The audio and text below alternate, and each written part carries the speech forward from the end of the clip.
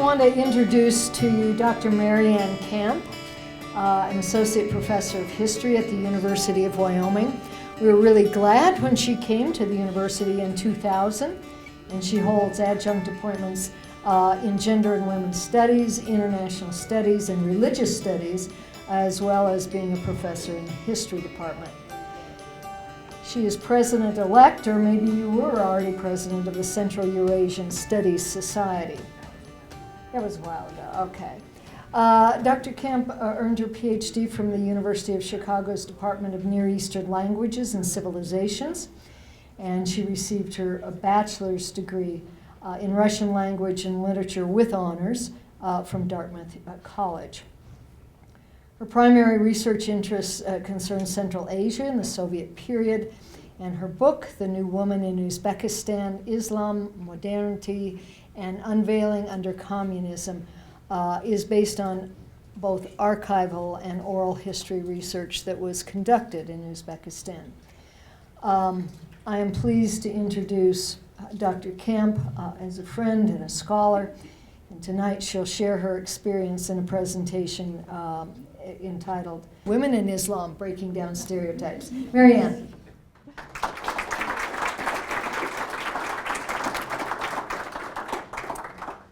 Thank you very much. I did enjoy this. You know, you go looking for online for images, and this one just came up. What can I say? Okay. Let me tell you a couple things about myself first. I'm a historian who writes about all sorts of things, but first and foremost about women in one particular Islamic society. Nonetheless, I try to be aware of Muslim women in many Islamic societies. I teach a class called Women in Islam, in which we start way back at the time of the Prophet, come all the way up to the present, and talk about the great variety of lived experience that Muslim women have had over time and in different cultures. So, what I'm going to do today is talk a little bit about quite a few things, but I'll give you a few introductory pointers, then I'll give you an outline of the talk and tell you where I'm going. So, Islam, as most of you probably know, means submission to God. And many Muslims will point out that the same root that forms Islam forms the word salam, and salam means peace. And so many Muslims are puzzled when Americans say, Islam is a religion of violence. They say, no, how can you think that? Of course, there are Muslims in the world who do not pursue peace, just as there are people of any other religious faith who do not pursue peace. But I want to draw on this particular stereotype today and several other ones that are really pretty commonly held in American society about Muslim women and try to address them in a historian's fashion. Okay. So a couple of those major stereotypes that we have about Muslims in general is, one, they're violent, and two, about Muslim women, we tend to think oppressed. In fact, there's an almost gut reaction by Americans when we see a woman, especially one who wears hijab and niqab, that is, she's covering her head and she's covering her face, we immediately think, oh my goodness, she is forced to do that. She is oppressed. She must have no mind of her own. She is unequal to men, and so forth. Stereotypes, of course, are overgeneralized versions of other people. And generally, I say others because we rarely have stereotypes about ourselves. They're always about making an other. They often have a basis in reality. And usually what happens is we take a few facts and we explode them into our entire picture. And so what I'm going to try to deal with today is several sides of realities for Muslim women, because their lives are no more easy to put in a box than yours are. And the reason I think it's important to address stereotypes is precisely that when we look at other people and we say, I already know who you are and I know everything about you. Wow. If we do that, we don't even allow the possibility that we may be completely mistaken and that they have all sorts of riches to share with us that we can't now appreciate because we've already decided who they are. It's dehumanizing. So, sorry, I'm not going to assume that all of you hold all of these prejudices, but they are widespread in American culture. So what am I going to do about this? I'm going to take a historian's approach to talking about women and Islam. And I will also be sharing with you a little bit about how we actually ask and answer questions. Historians bridge the gap between humanities and social sciences. We approach things as humanities-style scholars, which means often humanities-style scholars do this. We look closely at texts and records and things that share with us the human experience. We read them closely, we think about them, we discuss them in depth. But historians are also social scientists. We are interested not in just finding out the perspective of one person, but being able to make generalizations about what has happened in particular times and places. And in order to do that, we have to use the social scientists' techniques of data gathering. So, up here we have an image from the Quran, which of course, whenever we study early Islam, any scholar who studies early Islam does deal with the Quran. Down here, I have some statistics, and I'll get to those later on. Okay, I'm going to be dealing with 3 moments today because I can't do all of Islamic history for you, so we'll just do 3 moments. I'll speak a little tiny bit about early Islam, the time of the Prophet, asking a question about how Islam changed things for women. Was that a good thing? Was that a bad thing? Then I'm going to leap massively to the late 19th century, early 20th century, which is my time period, a period that I really like. And I'll be talking about new ways that Muslims began talking about themselves, thinking about their founding texts, and the ways that certain Muslim women established movements to, as they put it at the time, liberate themselves. And then I'll be talking about 2 recent trends. One, the return to hijab, that is that covering, wearing veils. And the other will be a very social science-y matter about changing trends that actually show us a growing equality between men and women in many Islamic societies today. So let's start with the period of the Quran. And this is a verse that many Muslims bring up whenever non-Muslims say, oh, we think that men and women are so unequal in Islam and women are oppressed. Many Muslims will cite this verse, which is from the Quran. And if you look through it, there is this rhythm to it in which the Quran articulates very clearly an equality for men and women in spiritual life, in practice. Verily, men and women who have come to submission, men and women who are believers, men and women who are devout, truthful men and truthful women, men and women with endurance, men and women who are modest, men and women who give alms, who observe fasting, who guard their private parts, men and women who remember God a great deal. For them, God has forgiveness and a great reward.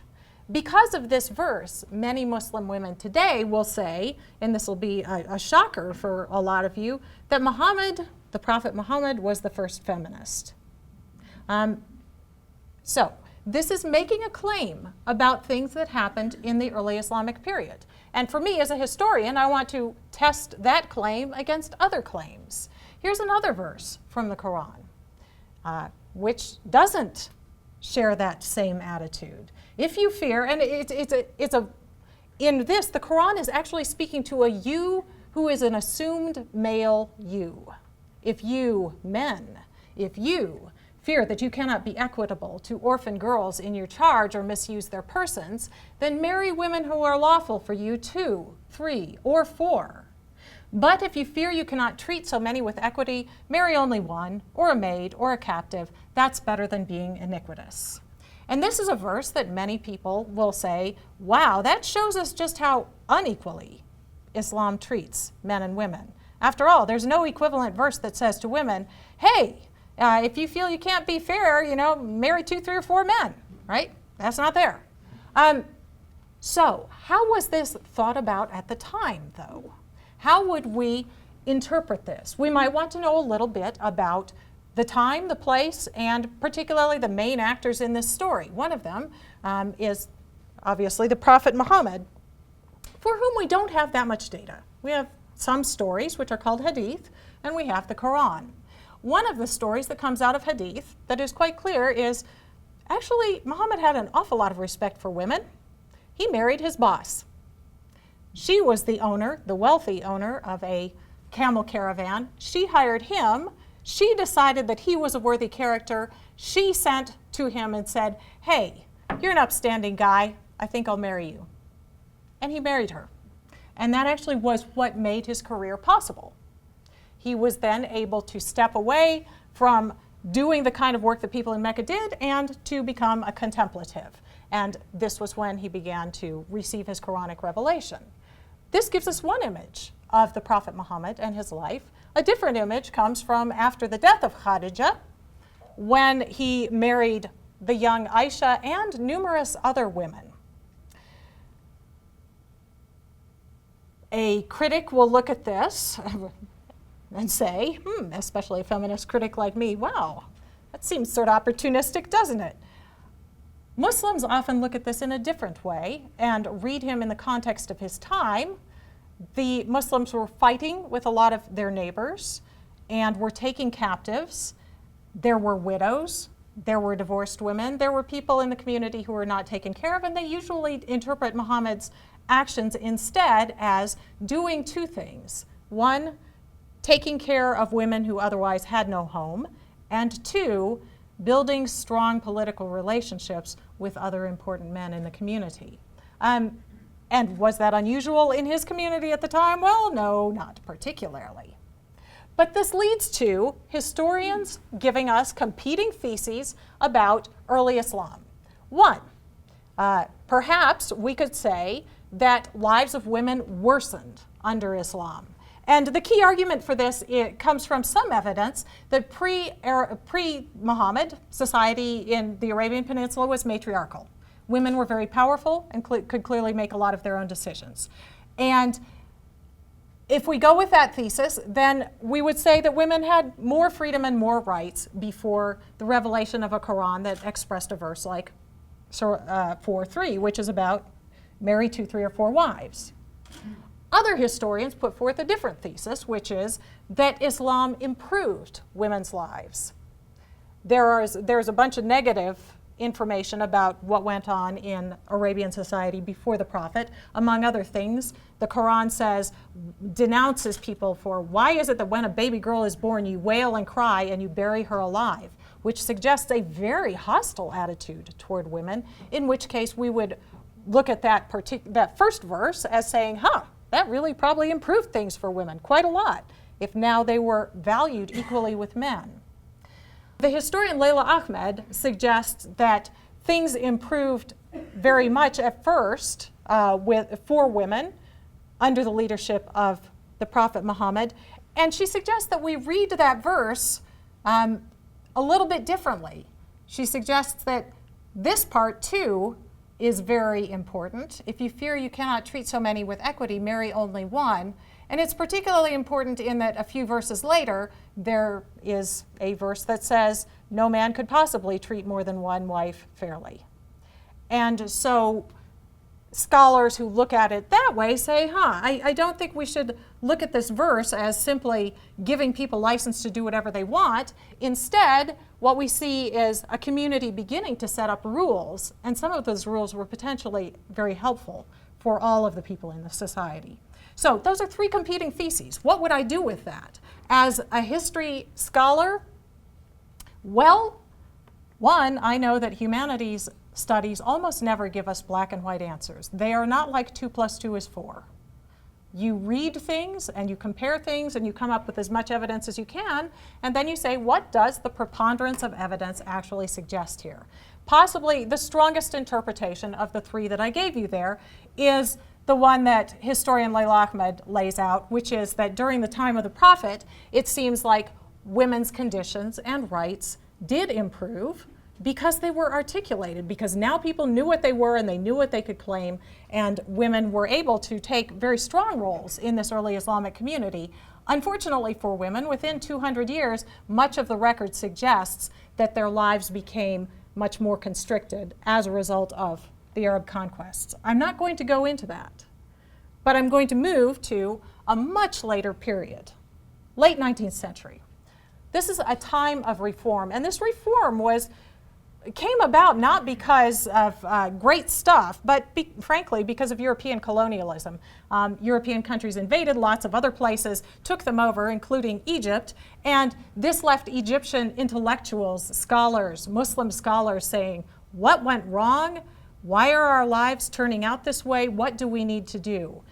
And the scholar and jurist Muhammad Abdu, who's down here at the bottom, said, we Muslims need to handle our own lives differently than we have. He made a big effort to change the way that Muslims understood their founding texts. And one of them was, he put forth an argument about that verse that I showed you, the one that was, marry 2, 3, or 4, but if you can't treat them fairly, marry only 1. Muhammad Abdu came out and preached to everyone, constantly, the important part of that verse is the second half of the verse.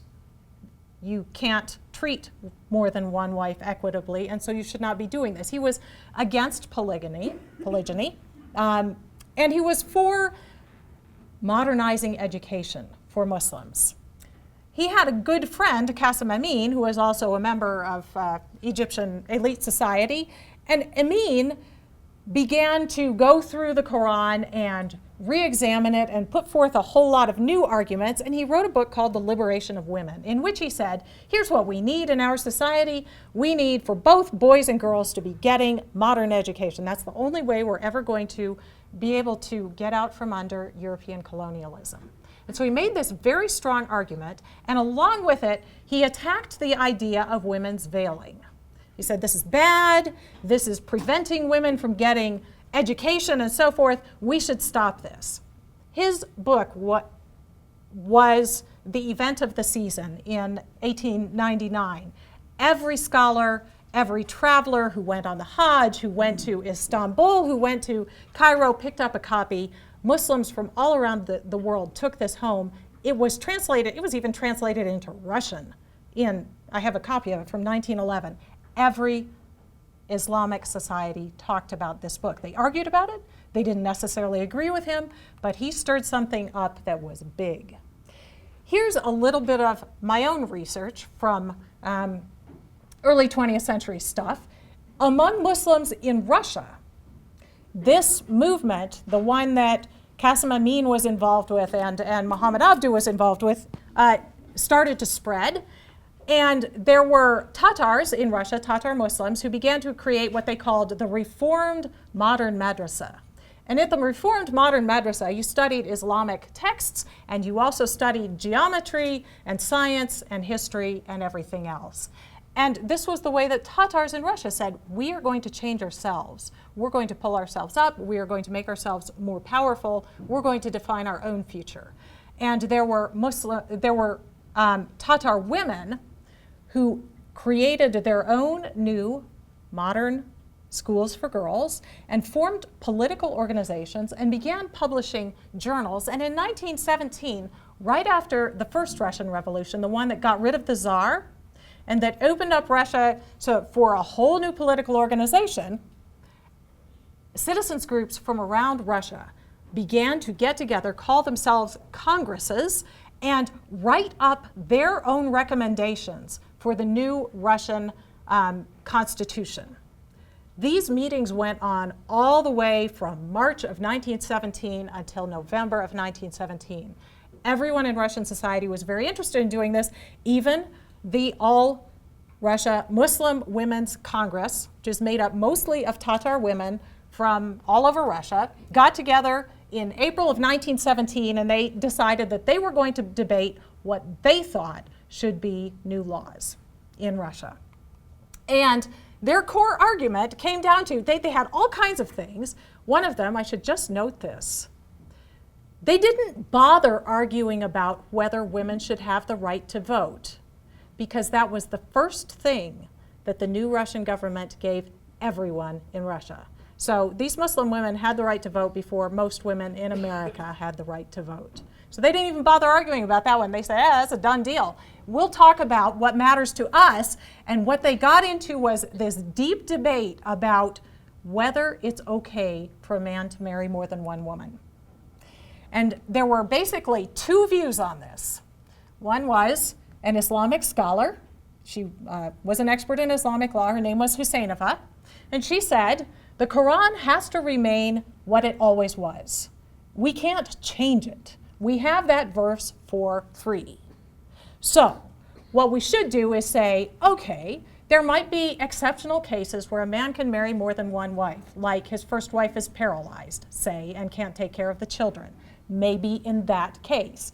But this should be overseen by a judge and only with the first wife's permission. In other words, it needs to be regulated by the Muslim community in a way that makes it not unjust to women. Her opponent was Bernasheva over here. And Bernasheva had modern education, and she didn't agree with that. She said, basically, you have to read that verse in the Quran historically. You have to say, okay, at the time, yeah, the Muslim community was taking captives and they had all these people that weren't taken care of, and it made sense. But times change, and our interpretations have to also. And she made the very key argument, which was that by this time, Muslims were no longer practicing slavery, even though that was permitted by the Quran.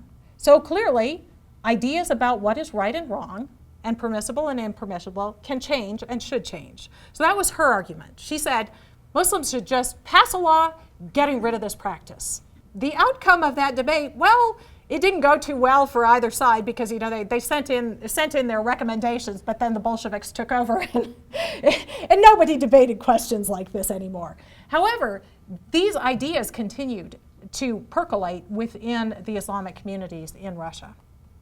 So, the reform moment, what do I learn from that? What do I take away from it? We historians examine documents from a particular time. We call them primary sources. So I looked at the primary sources here. In the background, you have a little bit of Arabic writing. That's actually a women's journal from 1917. It's not in Arabic, it's in Tatar. And that's the primary source that I was looking at to examine this question. But who cares? Why does it matter? Part of the point here is that Muslims in this world are like everyone else. They talk among themselves, they discuss questions, they debate them. Their circumstances change, their responses to those circumstances change. And questions about women, these have been discussed for 100 years, and Muslims come up with different solutions based on different circumstances. But these questions about how to live a good and moral life are constant. And for non-Muslims to stand outside and imagine somehow that all Muslims, 1, are the same, 2, think exactly the same, 3, are stuck in the 7th century, well, they're not. New ideas come forth. So, in the early 20th century then, for Muslims in many, many countries, all sorts of practices changed. One was an embracing of modern style education. And in the debate about veiling, in the early 20th century, many Muslim women stopped wearing veils. You saw that picture of our Tatar women. 20 years earlier, they all would have been wearing some form of very large head covering. They got rid of it within a few years. And at the time, that went along with their whole idea of reform. Okay, so what has happened more recently? Third moment. What is this with hijab? and I'll talk about that in my humanities scholar mode. And then I'm going to talk a little bit about changing trends in education, and I'll use my social science scholar mode for that. So, I had to do it. I just had to do it. It was there. Sorry. You got to put odd things on these things. Okay. So since the 1970s, there's actually been a worldwide return to veiling among Muslims in many, many places. And this has gone along. Why? What are the fundamental underlying reasons? The core one is about expressing to oneself, if one is a Muslim, and to all of one's neighbors in the world, that one actually does, that I as a woman do believe in God and believe in this revelation. So it is an expression of faith that comes out of a particular reading of the Quran that says, this is what you're supposed to do if you're a woman. So it's an understanding of law, it's an expression of faith, But it can also be a whole lot of other things. These are often secondary, but for a lot of women, they're very important as well. It can be an expression of a political commitment, and those political commitments can be just about anything you'd have to ask. In the US, for Muslim women, wearing hijab is often a way of stating really publicly to the entire American community, wherever it is that a woman lives, that she is Muslim and that she wants you to know that and that that's important. Many Muslim women talk about veiling as allowing them to live in a way where they focus on their mind and their spirituality rather than on their body. How do we know these things? Partly anyone who has Muslim friends learns these things, but partly because there have been lots and lots of ethnographic studies over the past 40 years talking with women about why they veil. It's not a mystery. But there's also fashion and beauty, and that is a reason also. Many young Muslim women find wearing a veil not only engages their religious sensibilities, but also gives them an outlet for creativity and expression. When I'm in Uzbekistan, I am always fascinated at the gorgeous ways that women decide to wear what they consider to be true Muslim modest dress. So, when I analyze this as a humanities scholar, there is, of course, whatever the author of any action intends, and then there is the reception of that action. And those things are different. A Muslim woman may veil for her reasons, and what I, as a non-Muslim, feel about that may have nothing to do with her reasons for veiling, right? So humanities scholars read texts, but we also read symbols. We can read a hijab. We can say, okay, with that hijab, who is the author of that action, and what is that author's intent? So, in Iran, I point this out, in Iran and Saudi Arabia, the state is the author of action. The state tells all women they have to veil or they will be in trouble. They will get fined, they will get punished. And so it is not their choice. In almost every other place, including the US, it is a woman's own choice, or her family's choice, or a community choice, or something like that. In every place, though, women bring their own meanings to this, and there would not be any way that I can simply look at a woman wearing a veil, even a face veil, and say, I totally know why she does that. Lots of possibilities, unless she actually tells me, I would be on unsafe ground to simply intuit, I know. We can also ask about the reception, the ways that others read that action. So within the US, obviously, everybody else gets to look at Muslim women who do veil, and we may bring our own stuff to that. We may see that as she must be oppressed. We might see it, on the contrary, as this is very beautiful, or this is a cultural expression. That kind of comes from us. Humanities expands our possible meanings, but one of the things about a humanistic focus and question is that it never has a simple and black and white answer. Nobody can dictate what is the meaning of wearing hijab.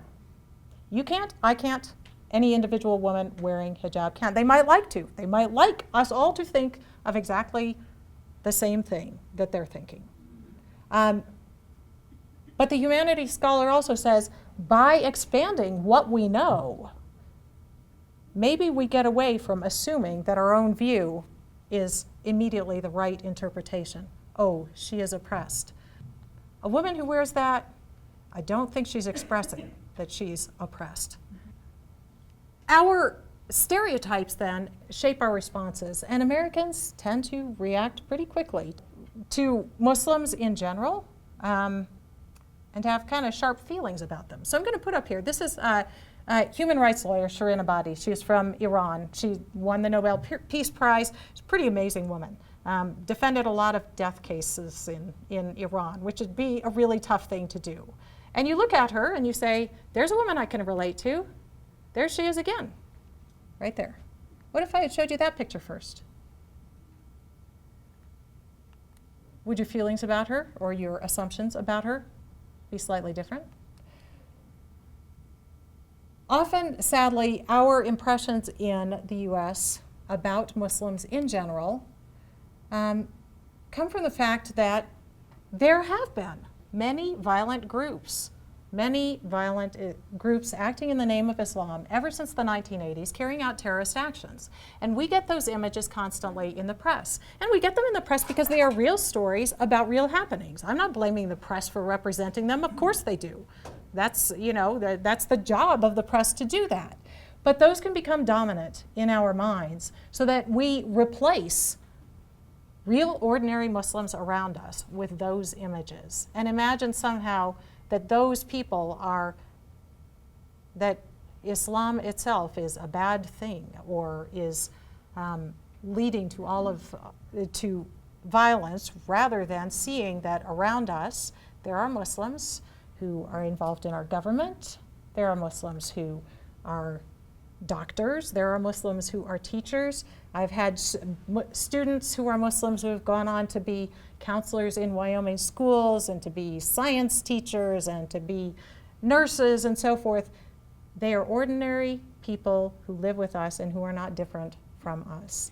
And one of the things that I, as a humanities scholar, am trying to do is help us to see that although those things are true, those are not our Muslim neighbors. So I'm going to turn to one more thing, a stereotype about Muslim women, that they are oppressed. And so a social scientist would say, well, what data can I find? And I'm going to turn to data here specifically on education, because often Americans kind of think that Muslim women, especially those women wearing hijab, well, they just must not be very educated or something. I don't know. These are Pew Charitable Trust statistics on Muslims in America based on survey data. And what I want you to look at is the foreign-born column right there. Muslims who have done graduate study, a little higher than the general public. College graduate, same as general public. As a social scientist, I would look at that data and ask questions about it. I would ask, so are Muslim Americans in general more educated than the general public? Or is it just the immigrant Muslims, in which case are other immigrants to the US also more educated than the general public? Is that just an immigration thing? Is it somehow related to Islam? Is it related to the fact that many Muslims actually come here for higher education and then stay, working in high tech, working in medical fields and things like that? And that is actually true. Many Muslims come here as students and then stay and become contributors to our economy. So I'm going to give you, though, a comparison. Boys and girls in school across 9 Muslim majority countries. And the 120 is because I'm not good at making graphs. The total percentage here is 100. That's as high as you can go. Okay. So primary school enrollment rates. Out of boys and girls of primary school age, what percentage are enrolled? And what we have here is in Algeria, Egypt, Indonesia, Iran, Kuwait, Turkey, Saudi Arabia, the rates of boys and girls primary school enrollment is just about identical. The places where it's really different, Afghanistan, Mali, Pakistan. As a social scientist, I would ask about that data. Why? Why is that? What explains these low rates of school enrollment in Afghanistan, Mali, and Pakistan? Is it war? Is it poverty? What differentiates them from the other places? Because it's not Islam.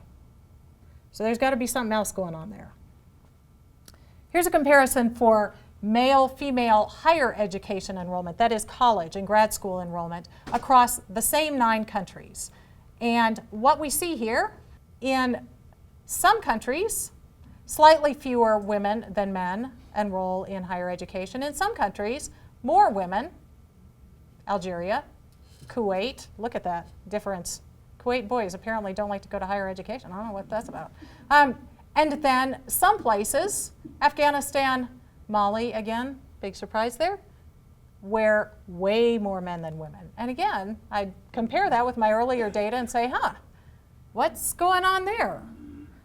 I might also ask about whether these trends are recent. Is this equality of education between men and women a new thing? Is it an old thing? These are literacy rates for the same countries, almost at 100% in all of those places except Afghanistan, Mali, and Pakistan. Are we starting to see a pattern? War and poverty have big detrimental effects on education overall, but seem to discriminate against women more, against girls more. And so we do see decidedly lower rates there.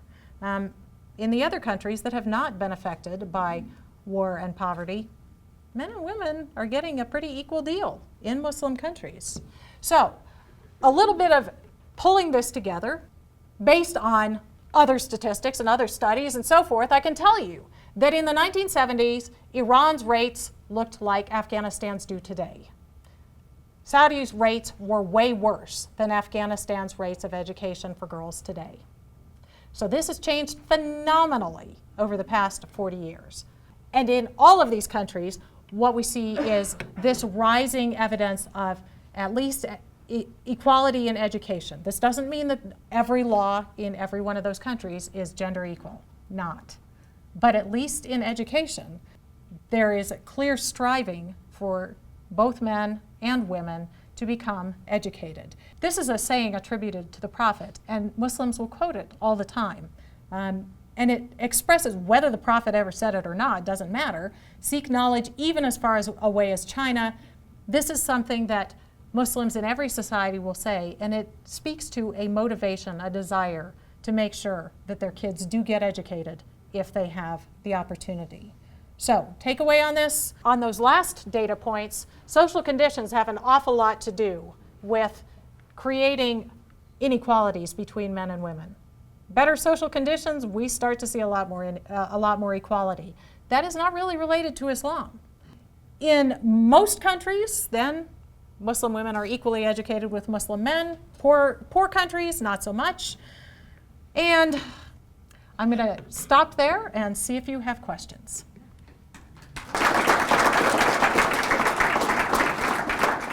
Yes? Raised in Wyoming by Wyoming mothers and grandmothers, manners are really important. And I'm wondering if one of the meanings that could be in the hijab is it's rude to approach me or to engage me in conversation if I'm a woman wearing this apparel. And I've confronted that and worried about it and wonder what you're... Right. Actually, to a certain extent, the opposite, and I'll explain this. In the 1970s, when there was this return to veiling trend, there were a number of sociological studies in Egypt, and a lot of the young women, especially women who were going to college or working in offices, adopted hijab and modest dress specifically so that they would feel more comfortable in the workplace. And they felt that it commanded more respect, so that people would treat them with respect. So it wasn't, I can't talk to you, but they felt that it meant that they wouldn't be stared at and leered at and that sort of thing. And that still comes out many times when Muslim women talk about their hijab and modest dress. They feel that it protects them from being looked at in ways that they wouldn't like to be looked at. They don't think of it as a barrier. And this is a very interesting thing because from our receiving side, we might say, wow, that looks like a barrier. It looks like something that you're putting up between you and others.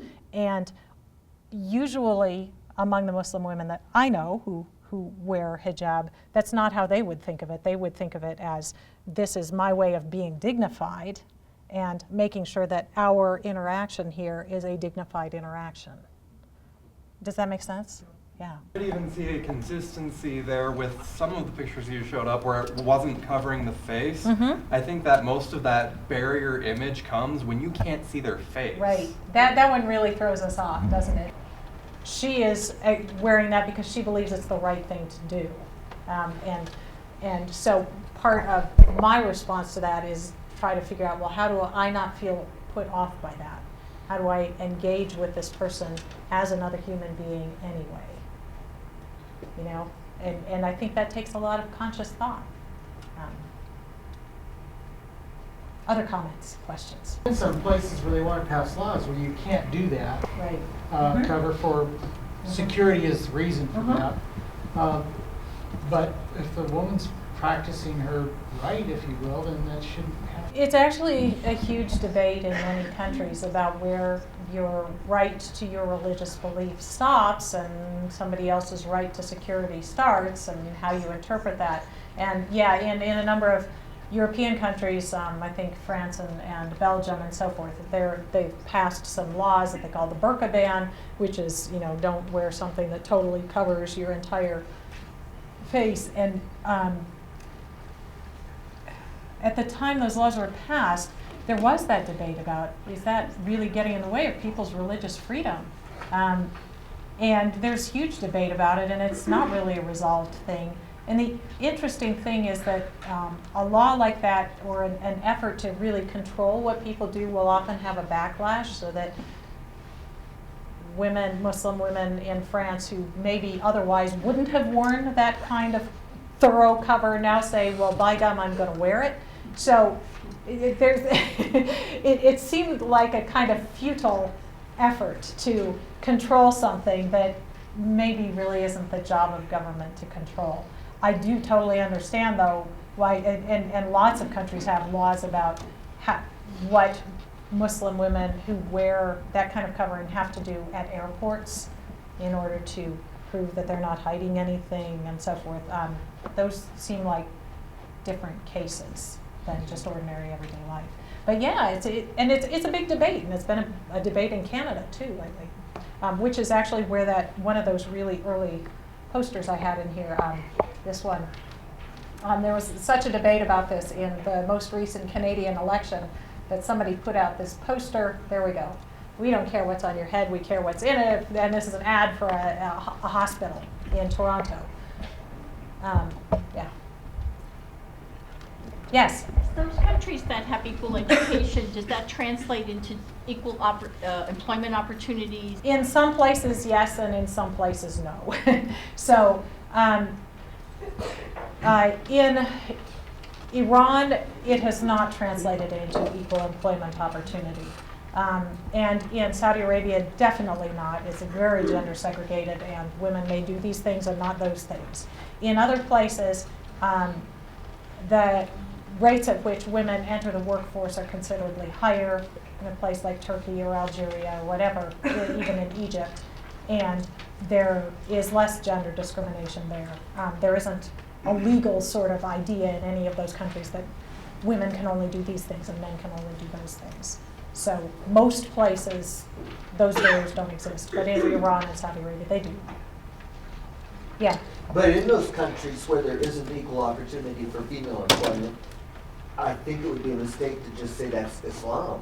There could be any number of political, social reasons driving that, couldn't there? There could be, if we were to compare with neighboring countries who don't follow the same practices. But the fact is, in particularly Saudi Arabia, it is absolutely Islam.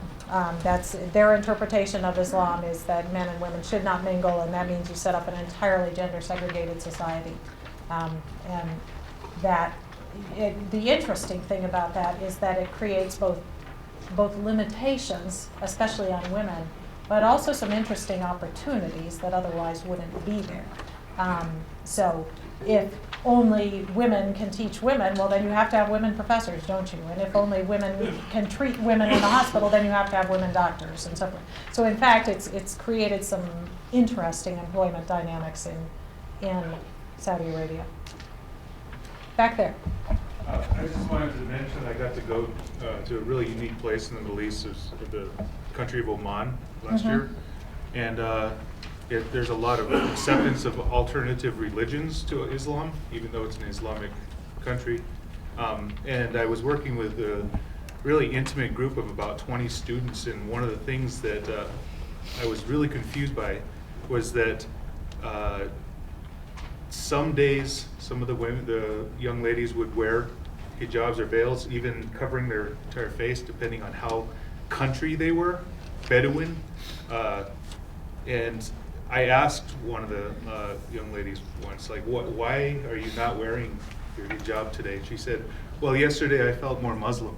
And I came to understand after interacting with them that there's a lot of freedom given in this country, and it's more about comfortability. And first impressions have a huge role in how a female wants to be perceived.